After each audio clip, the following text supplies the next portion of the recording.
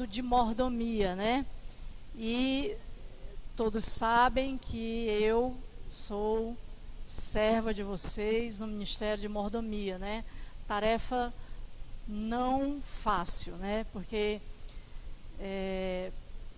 conduzir o rebanho de Deus a receber um espírito de mordomia é um grande desafio, né? Não sei quantos entendem e conhecem o que é o espírito de mordomo, né? Mas mordomo é aquele que cuida das coisas do seu senhor, né? Ele toma conta de tudo que é do seu senhor e é o servo número 1, né? Em relação à casa do seu senhor. Meus queridos, antes de iniciar, né, aqui o sermão de mordomia, eu gostaria de fazer um convite para vocês, depois fazer alguns lembretes, né? Estou pegando aqui exatamente 11 horas em ponto, né? Todos os sábados na escola sabatina, quando vocês estão aqui estudando a lição, recapitulando a lição da semana, nós temos uma sala ali que vou até combinar aqui com os anciãos para a gente fazer algum adesivo identificando uma sala de estudo bíblico, né? Essa primeira sala aqui desse lado, do lado direito de vocês, bem na entrada. Então, essa sala é uma sala de doutrinação. Quem quiser, né, o doutrinária, quem quiser, tanto para membros batizados, como para visitantes, para pessoas que querem estudar a palavra de Deus, se aproximarem mais, se familiarizar mais com a palavra de Deus. Não que a escola sabatina não faça isso, mas eu acredito que ali é o tira-teima, né? É o espaço que a gente tem para tirar alguma dúvida, para a gente verificar. Enfim, a gente estuda todos os sábados, ouvindo a voz de Deus. E esse projeto, né, vem da associação e ele deve permanecer intermitentemente. A gente vai rodar de 1 até 23 lições, depois de 1 a 23. Então, quem não pegar a quarta, fica para pegar a quinta, a sexta, até voltar para número 1 de novo. Então, esse é o nosso projeto número 1, né, do Ministério de Mordomia. Agora vamos para os lembretes. Vocês receberam nos primeiros dias aí do mês de janeiro, né? Eles foram, eu vou. Aqui é um material para o pôr do sol, certo? Então, todos os sábados, né, ao nós iniciarmos as primeiras horas do sábado, aqui está uma meditação para que você leia junto com a sua família, se você não tiver nenhum outro material. Então, não esqueça, se você levou para sua casa, não deixe lá, né, sem uso, utilize ele no pôr do sol. Lição da escola sabatina, todos aqui já adquiriram. Acabamos de iniciar aí o mês de janeiro, né? De abril. Mais um trimestre, abril, maio, junho. Faça planos, irmãos. Nós temos a oportunidade de termos um maná. Aqui é um maná do céu. Detalhadamente, né, de forma bem esmiuçada, para que você se alimente desse pão e cresça todos os dias na verdade. E temos aqui também essa revista, que será entregue no final, né, uma por família, para você se atualizar, né, com as notícias, os informativos aqui da Igreja Adventista do Sétimo Dia. Então, são esses os avisos. E também, muito importante, eu não posso deixar de dar um lembretezinho. Eu não sei se o Marcílio vai conseguir colocar aqui a imagem do 7Me. Irmãos, 7Me é um aplicativo da Igreja Adventista do Sétimo Dia, onde você que é batizado, infelizmente, por enquanto, só é possível para os batizados. Por quê? Porque ele precisa do seu e-mail, precisa de todos os seus dados, precisa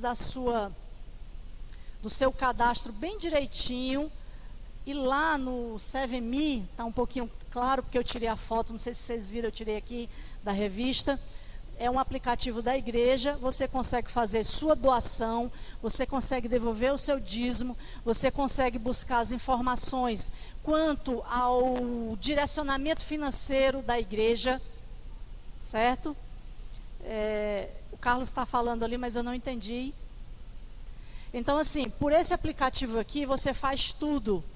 Você interage com a igreja adventista, tanto que você frequenta, como também a igreja, né, de uma forma geral. Todas as novidades vêm aqui por esse aplicativo. Então, foi feita uma campanha aqui, a secretária fez uma campanha para todo mundo dar o seu e-mail, né? Então, se você não recebe todas as vezes que você devolve o dízimo ou faz uma adoração por oferta, que o tesoureiro digita, você recebe no seu e-mail o recibo. Se você não está recebendo, é porque a igreja não está com o seu e-mail. Então, procura a secretária Maria Luísa, secretária da igreja, passa o teu e-mail, que tanto você vai ficar recebendo as atualizações, como você pode fazer o seu cadastro aqui no ServeMe. Pessoal, bom dia a todos, feliz sábado. Aqui foi me dado uma orientação da qual é o seguinte: como a Ilaneide falou, alguns que são batizados vão estar aqui. Se não, eu vou dar um nome aqui, talvez ele nem goste, mas foi a irmã que estava pedindo, e eu orientei e ele estava dando as instruções. O Rafael, que já utiliza desse sistema, estava dando a orientação para a irmã Ritinha, e eu aprendi, porque realmente a gente tem uma certa dificuldade. Então, por gentileza, procure ali, ao lado onde coloca os dízimos, que o seu nome pode estar, e aqui tem todas as instruções. Eu aproveitei isso porque eu gostaria que todos utilizassem dessa ferramenta. É muito simples e você só coloca, vamos dizer, o seu dízimo através do ServeMe. Tá ok? Obrigado. Então, sempre que a gente puder, vamos estar aqui lembrando a você, não custa nada. Você baixa o aplicativozinho no seu celular, ServeMe, e aí, ó, a coisa anda fácil, fácil. Você não fica dependendo do tesoureiro, você faz tudo sozinho. Você faz a sua doação, já recebe o recibo, vai tudo para o seu e-mail. Então, a dica aí do ServeMe, certo? Então, meus queridos, gastei exatamente 7 minutos, né? Vamos lá. Então, o sermão de hoje tem por título Raio de Esperança. Abra sua Bíblia no Evangelho de Marcos, capítulo 12, e nós vamos ler a partir do verso, nós vamos ler 41 até o 44. Olha, os 4 versinhos hoje é o tema do nosso sermão. Raio de Esperança. Evangelho de Marcos, capítulo 12, verso 41 a 44. Certo? Amém? Todos encontraram? Vamos orar, né? Querido Deus, aqui está, Senhor, uma porção do teu povo reunido no teu nome, buscando encontrar o Senhor de todo o seu coração. E nós sabemos que isso só é possível se o Senhor se deixar ser encontrado por meio do seu Santo Espírito. Então, Senhor, por favor, envia a nós o teu Santo Espírito. Esteja aqui entre nós, passeia por nosso meio, trabalha em nossas mentes, desobstrui o nosso coração, ensina-nos a receber a tua palavra sem reserva e a aceitá-la de tal forma que venhamos a ser obedientes e praticantes. Nos ilumina, nos proteja de todo mal, te oramos em nome de Jesus. Amém. Então vamos ler aqui, ó. Assentado diante do gasofilácio, observava Jesus como o povo lançava ali o dinheiro. Ora, muitos ricos depositavam grandes quantias. Vindo, porém, uma viúva pobre, depositou 2 pequenas moedas correspondentes a 1 quadrante. E chamando os seus discípulos, disse-lhe: em verdade vos digo que esta viúva pobre depositou no gasofilácio mais do que o fizeram todos os ofertantes, porque todos eles ofertaram do que lhe sobrava. Ela, porém, da sua pobreza, deu tudo quanto possuía, todo o seu sustento. Irmãos, são 4 versinhos, né? Não são muito atrativos. Geralmente, quando a gente vê essa passagem, a gente pensa assim: puxa, já vem falar aqui de dinheiro, né? Já vai falar aqui de situação financeira. E geralmente não é todos que se sentem confortáveis com essa situação. Mas, né, eu tenho que, segundo a orientação de Deus, dividir com vocês a palavra que vem, né, do Ministério de Mordomia e que é maravilhosa. Eu quero contar aqui, dividir com vocês uma experiência para a gente fazer uma analogia. Na década dos anos 90, conta que o autor que viralizou, olha que nos anos 90 foi o período onde adentrou, pelo menos aqui no Brasil, né, a questão de computador, de internet, essa tecnologia aí entrou aqui, ficou de forma mais popular nos anos 90. E disse que viralizou, né, pelos países, né, de primeiro mundo, uma campanha que se intitularizava assim: o que você faria se você descobrisse que você só tem uma semana de vida? O que você faria durante os últimos 7 dias de vida? Não é para me responder. Não sei se dá tempo vocês analisarem, né? O que você faria se você descobrisse que você teria apenas uma semana de vida?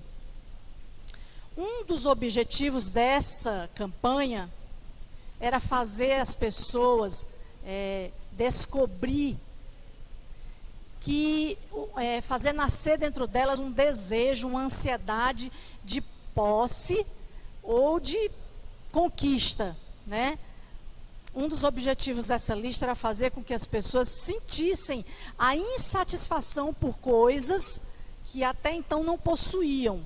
Muitos fizeram listas com livros que deveriam ler, comidas que nunca comeram, que deveriam experimentar, lugares que deveriam viajar, conhecer coisas e pessoas que até então não tinham tido a experiência. Essas listas movimentaram milhões de dólares. Interessante que essas listas, aqui o autor diz que 100% do que estava escrito nelas era desnecessário. Eram coisas desnecessárias. Não era nada que fosse de necessidade, de cunho, né, ali de primeira ordem. Agora imagine você, se você tivesse que elaborar uma lista dessa, de coisas que você teria que fazer em uma semana, a última semana de vida. O que você faria? O que será, hein, irmãos, que constaria na minha lista, na sua lista, caso nós tivéssemos que fazer uma lista, entendendo que seria a última semana de vida? Será que colocaríamos nessa lista coisas supérfluas, triviais?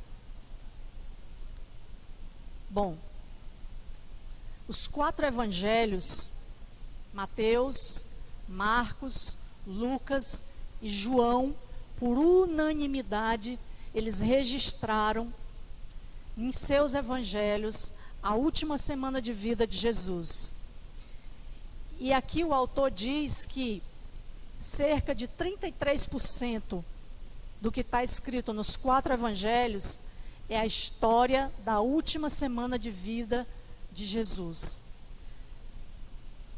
Se você for passear por entre os evangelhos, você vai perceber que realmente, quando chega no domingo que é conhecido aqui de Ramos, né, que seria primeiro dia da semana em que Jesus iria ser crucificado, você vê realmente que os capítulos são bem extensos, né? São capítulos com 40 versículos, 50 versículos, 70, contando mesmo a história de Jesus.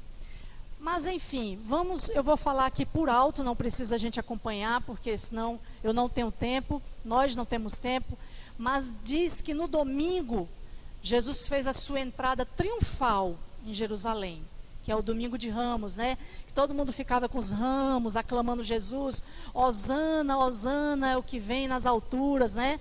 Então todo mundo queria ali declarar Jesus como rei, né? Então começou aí no domingo, essa entrada de Jesus foi a última vez que Jesus entrou em Jerusalém, né? Aí diz que na segunda-feira, Jesus ao voltar, passa pela figueira e amaldiçoa a figueira, deixando ali uma impressão, um emblema firme de que Jesus odeia a hipocrisia, a falsidade. Depois Jesus expulsou dos mercadores do templo, isso ainda na segunda-feira. Jesus viveu 3 anos e meio e eu fico me perguntando, por que ele deixou isso para a última hora, né? Por que durante esses 3 anos ele não já tinha expulsado eles, né, os mercadores que estavam fazendo lá do templo um comércio? Na terça-feira, Jesus ensina no templo. E aí, irmãos, quando você vai ver, Jesus leva muito tempo discutindo assuntos, convencendo aquele povo, ensinando os anciãos, apelando para os fariseus, corrigindo os escribas. Se você for ver, eu estive olhando uma luta, uma peleja muito grande de Jesus, como quem diz assim, eu vou até os últimos minutos buscar, convencer, converter, porque Jesus sabia que eram seus últimos momentos aqui na terra. Na quarta-feira, eu até numerei aqui as datas e esqueci de falar, quarta-feira 13 de abril, 13 de Abib, que se a gente for botar no nosso calendário, não dá abril para eles, para nós, né? Dá outubro, porque as nossas estações não são como as deles. Mas, para o judeu, abril é o primeiro ano, é o primeiro mês do ano, e era quarta-feira, dia 13.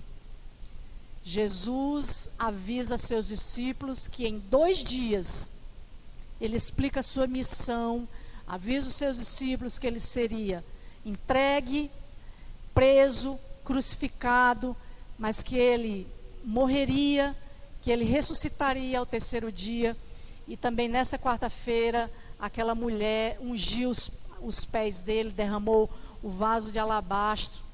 Na quinta-feira, podemos dizer que foi o seu último dia, né? Jesus comemora a Páscoa. Quinta-feira, dia 14, é o pôr do sol. Quinta-feira, dia 14, é o pôr do sol. Já é o que, irmãos? Sexta, não é? 15, né? O último dia. Então, Jesus comemora a Páscoa. Ele senta com seus discípulos e ali ele come o cordeiro. Subentende-se, né, que ele come o cordeiro, porque ele manda preparar o cordeiro. Ele divide o pão, ele divide o suco, né, da vide, e ali ele anuncia que um deles iria traí-lo. E enfim, irmãos, quando chega na sexta-feira, já na noite de quinta para sexta, Jesus já é preso, retido. Por que nós estamos revendo a semana de Jesus? Porque algo que podemos julgar desprezível, pequeno, sem valor, chama a atenção de Jesus. E isso aconteceu na terça-feira, que é exatamente esse texto que nós estamos lendo. Você observou que a história da viúva aconteceu na terça-feira, na última semana de vida de Cristo? Outra informação importante é que essa era a última vez que Jesus entrava no templo. Jesus sabia claramente para onde ele estava indo naquela semana e o que aconteceria com ele. Os evangelhos de Mateus, Marcos, Lucas registram um discurso em que Cristo dizia ser necessário que o Filho do Homem sofresse muitas coisas, fosse rejeitado pelos anciãos, pelos principais sacerdotes, pelos escribas, ele seria morto, crucificado e depois de 3 dias seria ressuscitado. Exatamente essa foi a lista de coisas que Jesus fez, que ele teria que viver naquela última semana.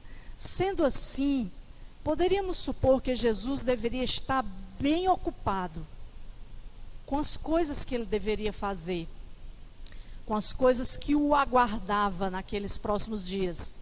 Ele seria traído, rejeitado, vendido por um de seus discípulos, julgado injustamente, passaria o extremo sofrimento físico e mental. E por que Jesus se preocupou em chamar a atenção dos discípulos para olhar para a atitude daquela viúva? Será que se você e eu tivéssemos vivendo os últimos dias, será que nós daríamos valor a essa história? Falar de dinheiro, falar de dízimo, de oferta, Deus não está preocupado com isso não. Deus quer o coração. Será, irmãos? Será que esse coração não tem que vir acompanhado de obras? Voltando aqui para o texto, que eu espero que você não tenha fechado, né? Marcos 12,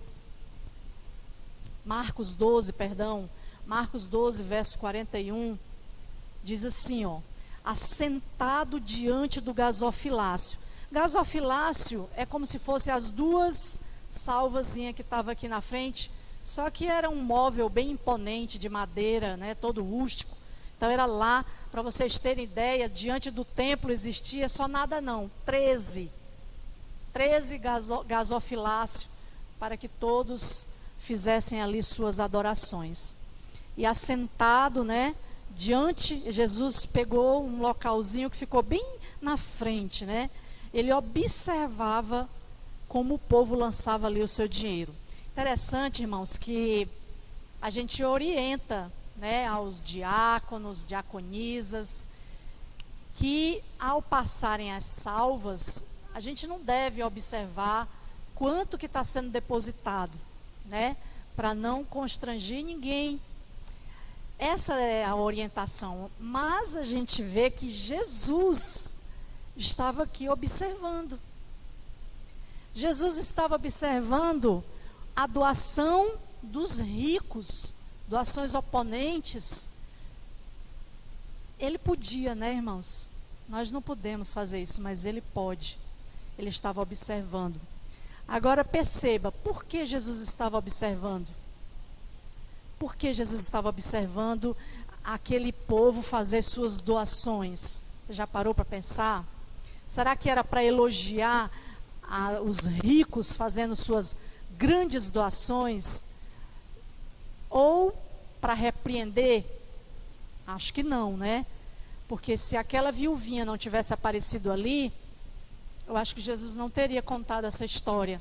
Não teria dito nada, não teria falado nada. Porque a gente não pode praticar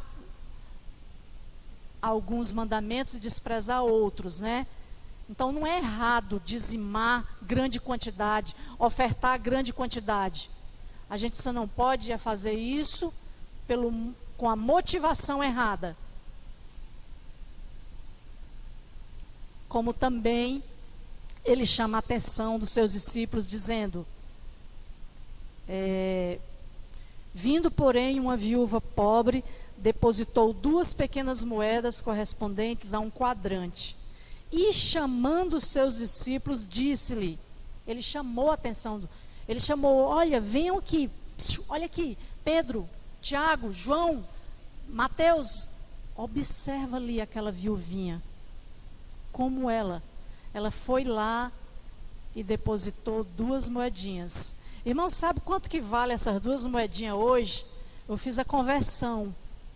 Esses 2 quadrantes, essas 2 moedas que valiam 1 quadrante, ela é a menor moeda,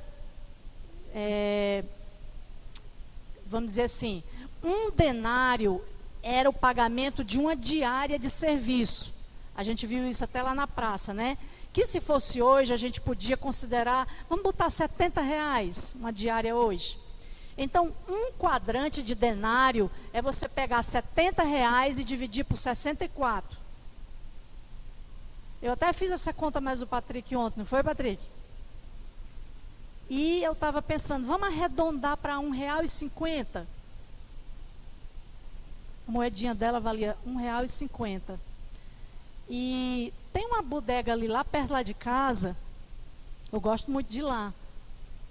Sabe que um pão daqueles grandes assim é R$ 1,50? Por que eu estou falando isso para vocês?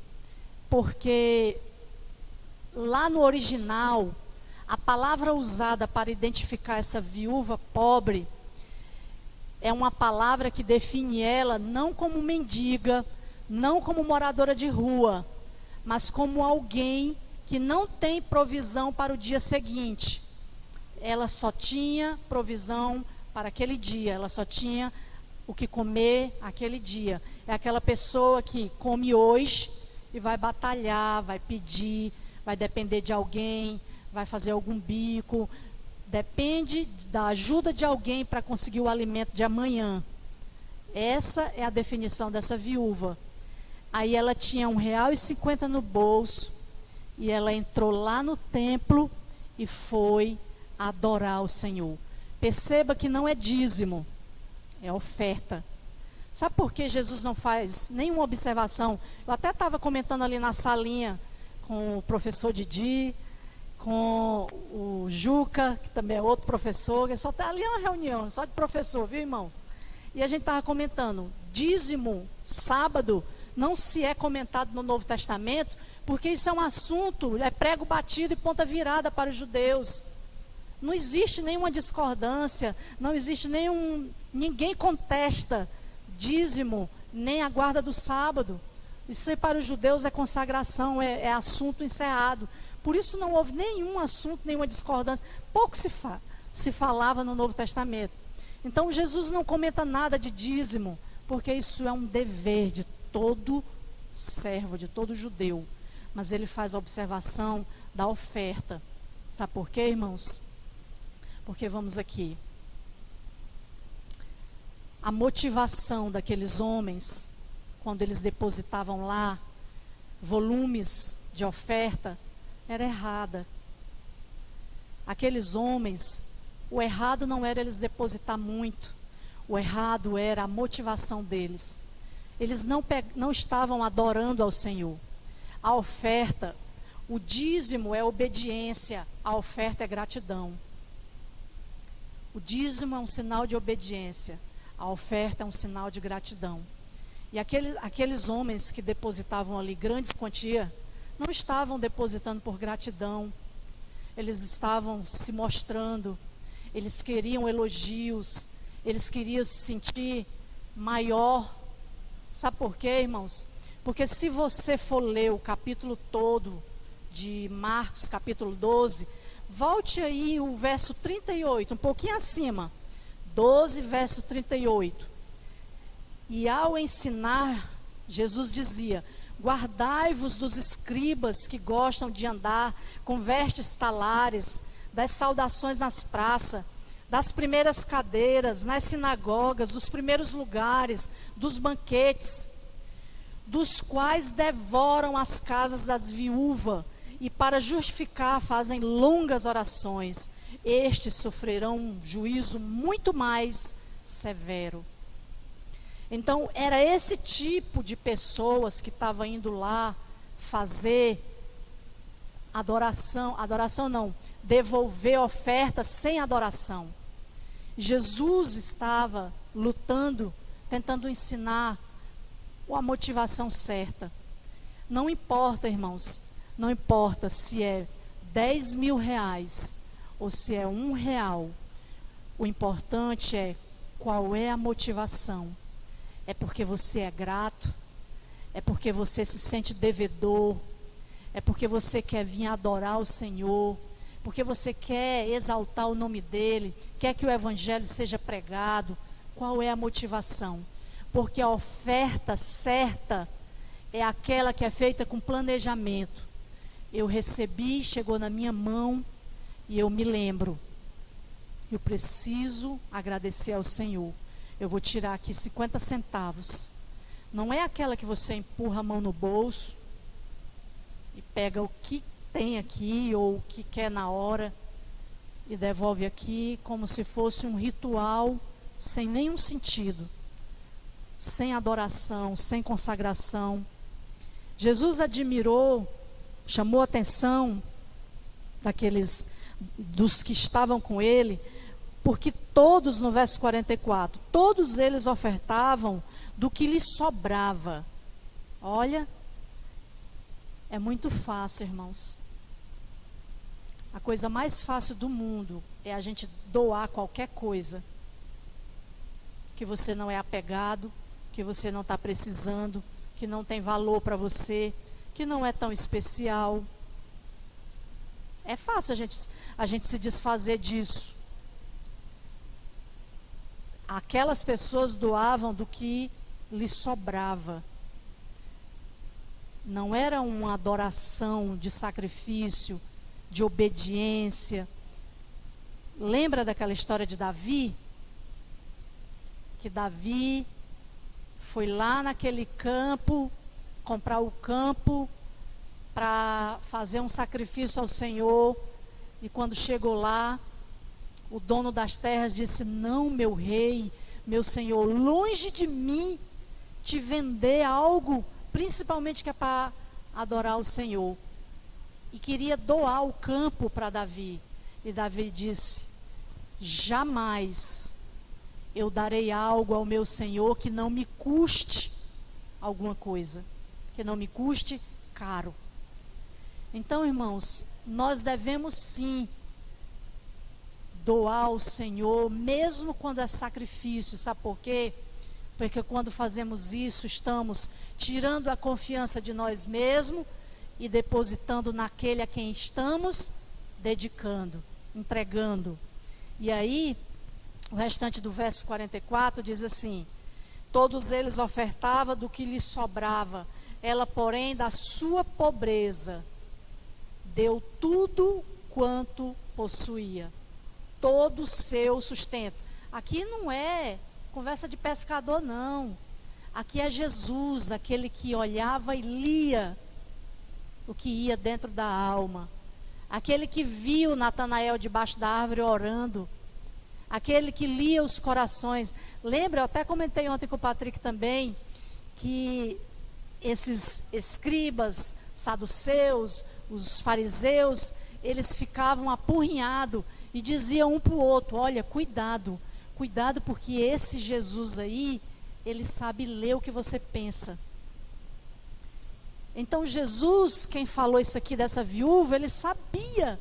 Agora, uma coisa intrigante: por que Jesus não foi lá e não faça isso? O Senhor não quer isso de você, Ele quer o seu coração. Por quê, irmãos? Por que Jesus não interrompeu a viuvinha, sabendo que ela só tinha aquela última provisão para comprar o pãozinho dela? Por que Jesus não impediu ela? Porque Jesus não quer esse tipo de coisa. Não é assim que muitos dizem? Não, irmãos, isso está errado. Jesus não quer a falsa adoração. Mas tudo que nós depositarmos no altar dele, com obediência, com adoração, com consagração, ele aceita. Sabe por quê? Porque ele é o dono do ouro e da prata. A história não diz o que aconteceu com aquela mulher. Mas vocês acham que ela ficou sem comida? Será, irmãos? Será que aquela mulher não aconteceu com ela o que Jesus falou que nós vamos receber aqui nessa vida, ainda aqui nesse mundo, 100 vezes mais, além daquilo que nós doarmos? Será? Tenho certeza que sim, irmãos. Eu acredito que sim. E aquela mulher, da sua pobreza, ela doou tudo quanto ela possuía, todo o seu sustento. Sabe o que é louvável ali, irmãos? Deixa aí marcadinho e vamos para Mateus, capítulo 6, verso 31. Que aí eu já vou encerrar. Mateus 6. Eu vou dizer para vocês, nós vamos ler aqui, não é eu que vou falar. Por que que Jesus não impediu aquela viuvinha de depositar o R$1,50 que ela tinha lá? O Evangelho de Mateus, capítulo 6, vamos ler do verso 31. Podemos ler? Portanto, não vos inquieteis, dizendo: que comeremos, que beberemos, ou com que nos vestiremos?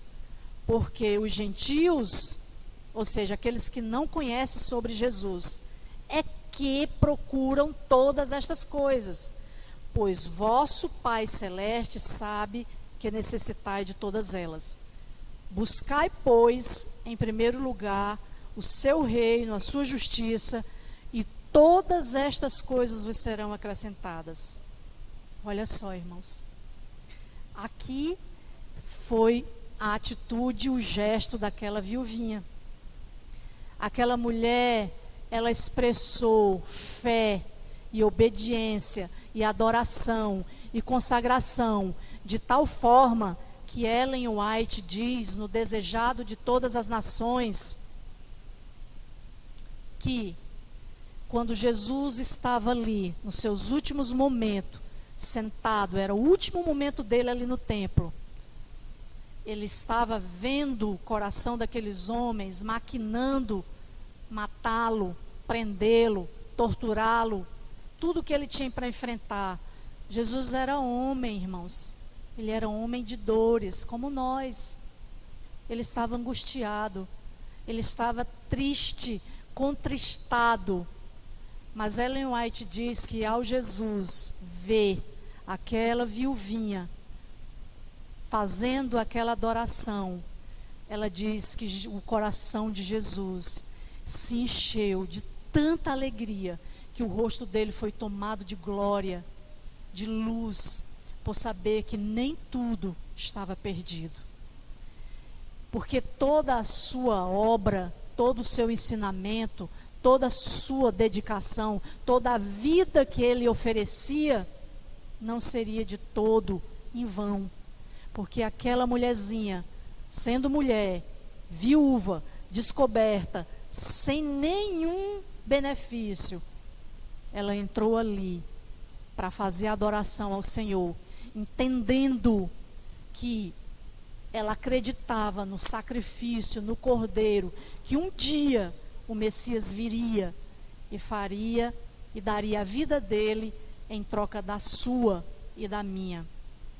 Meus queridos irmãos, mesmo que tudo parecesse aterrorizante e caótico para Jesus, quando ele viu, ele ficou paralisado.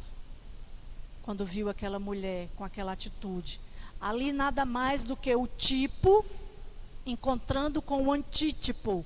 Ou seja, toda a sinalização, toda simbologia de tantos cordeiros que haviam matado, que haviam sacrificado, que apontava para o verdadeiro cordeiro, ali naquele momento estava acontecendo. Quando Jesus olhou para aquela mulher, era como se ela estivesse dizendo: eu aceito, Senhor, eu aceito a tua oferta, eu aceito o teu tudo, por isso eu te devolvo, eu te dou o meu tudo. Não é assim que está lá escrito? E ela deu tudo de si, deu tudo da sua pobreza, ou seja, o que ela tinha, ela devolveu ao Senhor, buscando adorar a Deus.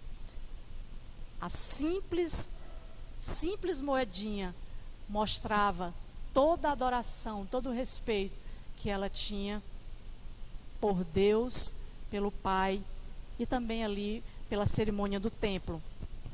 Meus queridos irmãos, eu faço aqui um apelo. Quero convidar você que eu não sei como está a sua vida em relação à sua fidelidade com Deus, Eu quero dizer para você que dificilmente uma pessoa reconhece quem Deus é, todo o seu sacrifício, a sua existência, quem Ele é, dono do que Ele é, e depois reconhece quem você é, quem nós somos, o que temos, o que possuímos. Dificilmente uma pessoa tem o entendimento correto sobre fidelidade. Muito, muito dificilmente ela vai ser infiel. Não sou eu que digo, é a palavra de Deus.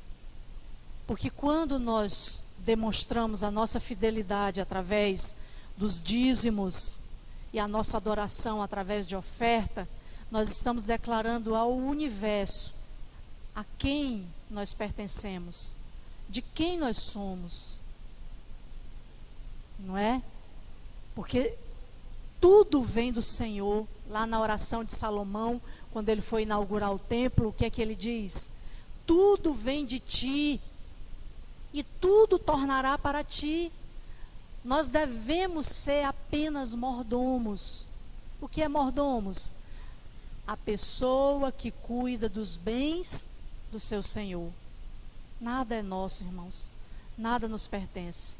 Mas daí, tudo isso parte do entendimento que você tem a respeito de quem Deus é na sua vida e sobre tudo e sobre todos, certo? E aqui diz assim: quero convidar você a orar neste momento e a pedir que suas atitudes de fidelidade demonstrem sua compreensão da fidelidade de Deus.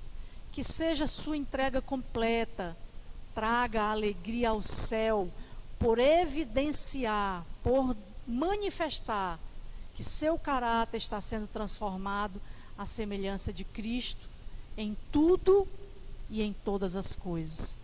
Que Deus abençoe a cada um de vocês. Eu convido aqui a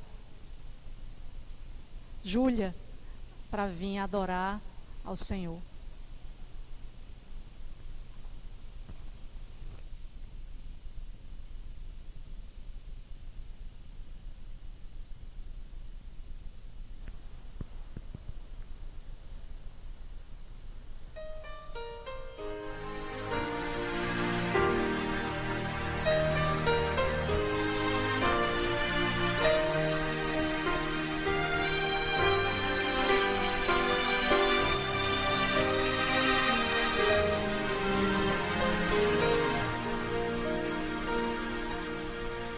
Tantos lugares eu passei e dos teus milagres ouvi dizer, até que um dia te encontrei e em tua presença descansei.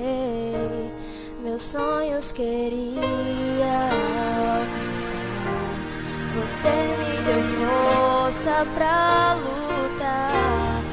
Quantas pessoas não acreditavam, você viu o melhor que havia em mim.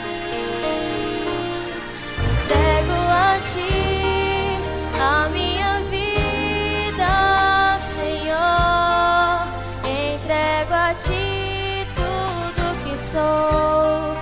Como viver sem teu amor? Meu ser e faz de mim um vaso novo, quebra e molda meu interior, dai-me um novo coração, sei que tens o melhor pra mim.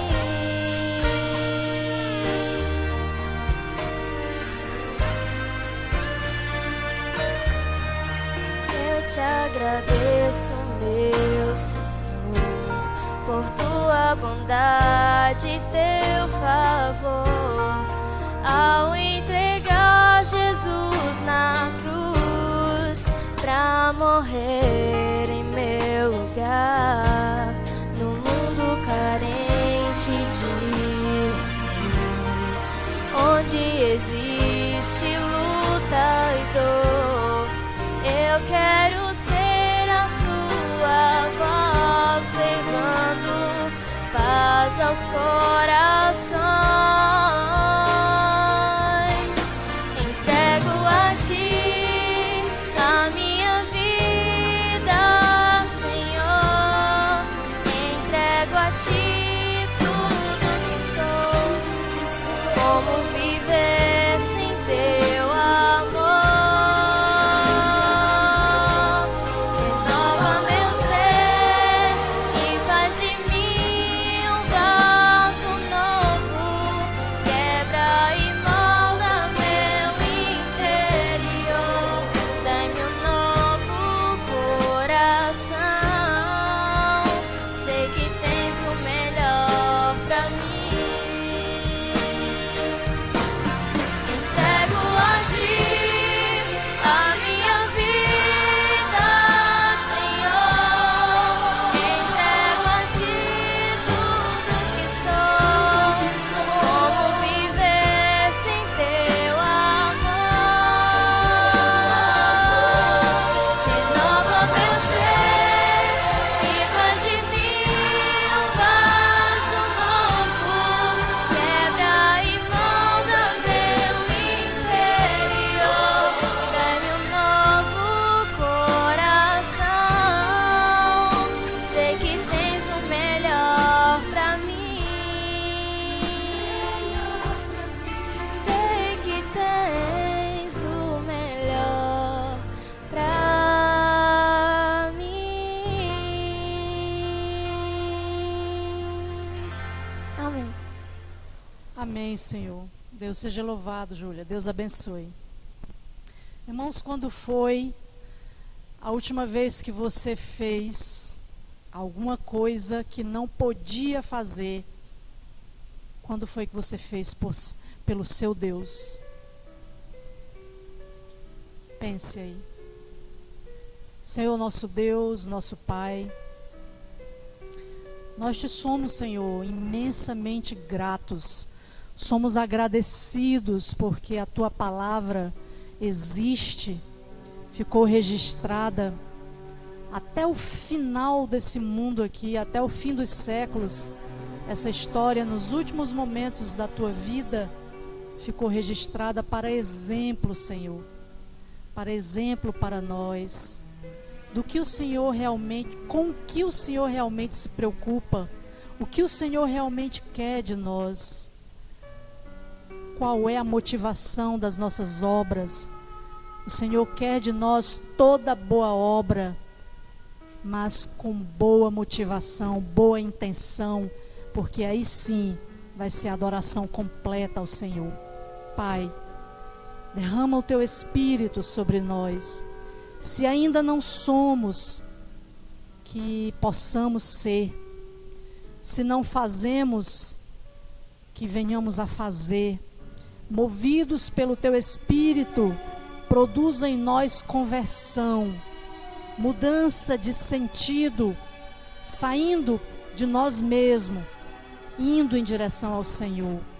Ajuda-nos a entender, Senhor, que tu não precisa de ouro nem de prata. O Senhor é o dono de tudo, mas o Senhor pede a prática, a obediência, para que nós possamos exercitar um coração desapegado, para que nós possamos dizer para nós mesmos, ao praticarmos a devolução do dízimo e a adoração da oferta, possamos dizer para nós em alto e bom tom, que nós somos do Senhor, que nós pertencemos ao Senhor, que tudo vem de Ti e tudo tornará para Ti.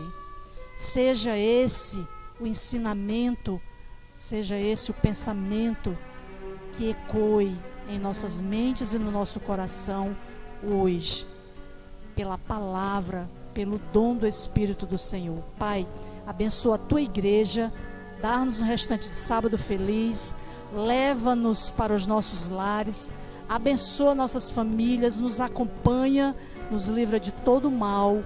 Nós oramos agradecidos por tudo e fazemos isso em nome de Jesus. Amém.